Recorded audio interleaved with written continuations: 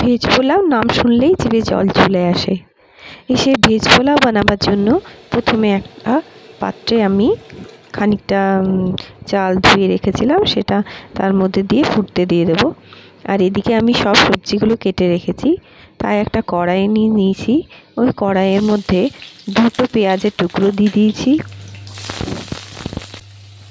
আর 4টে চিড়ে চিড়ে কাঁচা লঙ্কা দিয়ে দিয়েছি। এরপর একটু ভালো করে নাড়াচাড়া করার পরে যেসব সবজিগুলো কেটে রেখেছিলাম, ফুলকপি, আলু,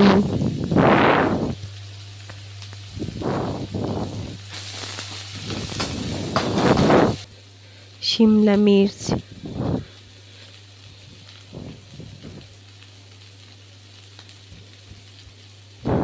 টমেটো, এগুলো সব দিয়ে দিতে হবে। আরও যদি বিনস থাকে, গাজর, এসব আপনি দিতে পারেন।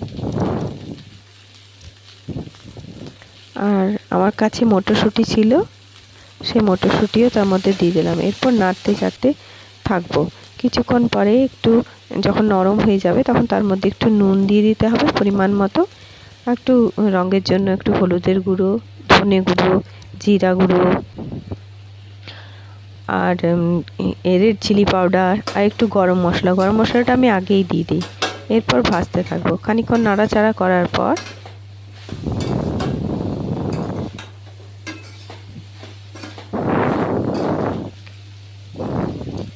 একটু গুড় দিয়ে দেবো, আপনারা চাইলে চিনিও দিতে পারেন মিষ্টির জন্য। তারপর একটু জল দিয়ে, হালকা একটু জল দিয়ে ওই ভাপেই ওটা সেদ্ধ করে নেবো, ঢাকা দিয়ে দেবো। সেদ্ধ হবার পরে একটু নাড়াচাড়া করে নেব এবং তার মধ্যে 2 চামচ একটু ঘি দিয়ে দেব। ঘি দেওয়ার পরে যে আগে থেকে ভাতটা যেটা করে রেখেছিলাম সেটা তার মধ্যে দিয়ে দেব, আর ধনেপাতা। এরপর ভালো করে নেড়ে চেড়ে মিক্স করে নেব।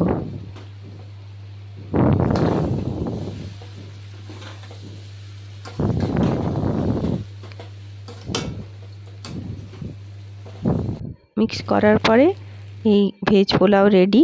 এটা রায়তার সাথে খেতে খুব ভালো লাগে। আপনারা খেয়ে দেখবেন, এই ভেজ পোলাও খেতে দারুণ লাগে।